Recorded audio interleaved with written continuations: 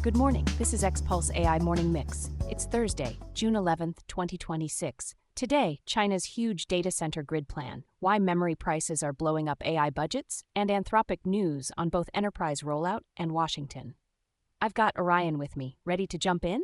Ready, let's roll. Tom's Hardware reported on June 10th that China is drafting a 5-year, $295 billion plan for a national AI data center grid, emphasizing Chinese-made chips. Orion, what's actually being proposed? It sounds like a state-directed build-out. Lots of new data center capacity, stitched into a coordinated grid and procured in a way that prioritizes domestic chip suppliers. The target timeline mentioned is 2028, and the intent is pretty clear: reduce reliance on foreign GPU stacks. They're leaning hard into domestic chips. What's the constraint? Can China supply enough silicon? That's the tension. The reporting flags limited local production capacity. Even if you have the money and the power contracts, you still need high-volume, high-yield accelerators and memory, plus networking. A policy can steer demand overnight. Manufacturing capacity does not move that fast. And on the global market, does this effectively freeze out U.S. vendors? For state-backed projects, yes, that's the direction. If procurement rules exclude U.S. GPU vendors, it reshapes who wins big infrastructure orders. The larger signal is countries are treating AI compute like strategic energy, just louder and more expensive. Business Insider reported on June 11th that rising memory costs are pushing up AI infrastructure bills, with Meta and Microsoft pointing to memory as a driver of higher spend.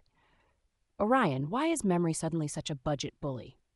Training and serving large models is incredibly memory-hungry. High bandwidth memory on accelerators, plus a ton of system memory for staging data and running pipelines.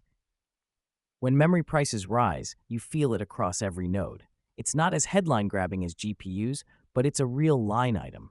Does this change what gets built?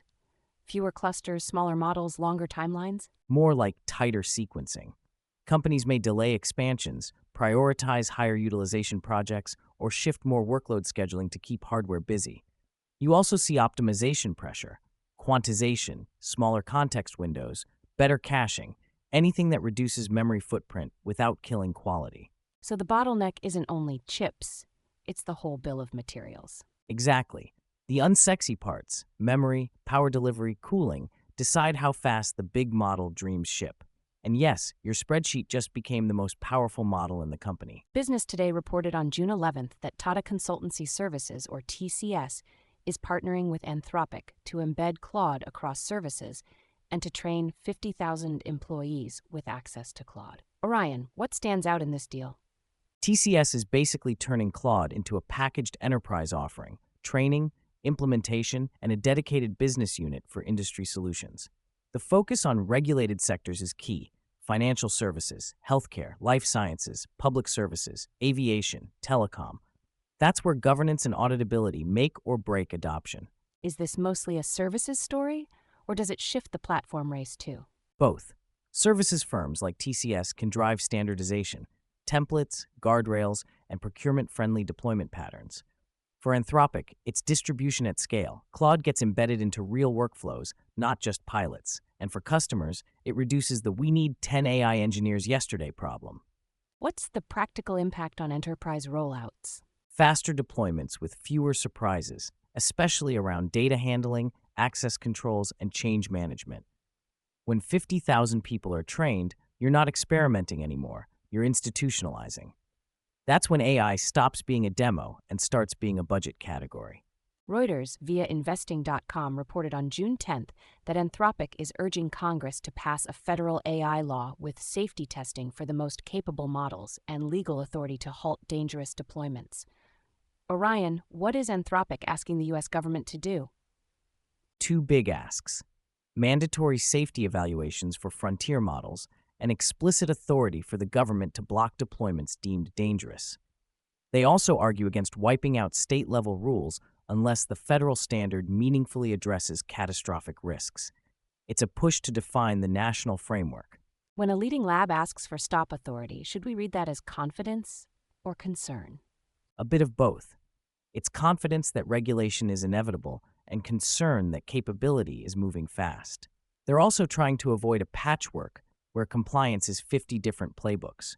If you're building frontier systems, you'd rather have one clear rulebook, ideally one you helped draft. They also floated economic ideas like wage insurance. Why bundle that with safety? Because lawmakers are juggling two anxieties: catastrophic misuse and everyday disruption. Pairing safety testing with economic cushioning is a way to make regulation feel broader and more politically durable. It's not just prevent disasters, it's manage the transition, which tends to pass votes. All right, let's keep moving. Several smaller but telling signals across funding, chips, and enterprise rollout. What caught your eye first? The New York Times on June 10th says investors are still feeding the AI money machine, more borrowing and equity raises, even at valuations that assume a lot of future wins. It's a reminder, the build-out isn't just technical, it's financial engineering too. Staying with hardware for a beat? Anything on supply chain coordination? Insider Monkey reported on June 9th that Nvidia and South Korea's SK Group are set to announce an expanded AI and semiconductor partnership. Details are thin, but the pattern is clear: deeper tie-ups to secure capacity and integrate components, from memory to packaging. On the model and platform side, two very different moves from Anthropic and Microsoft. Politico, June 9th, Anthropic is expanding selective access to its advanced Mythos model, with interest from agencies and allied governments, controlled rollout, high scrutiny. Then The Street, June 10th. Microsoft is unveiling more in-house AI models and signaling less reliance on an external partner, more control over costs and product direction.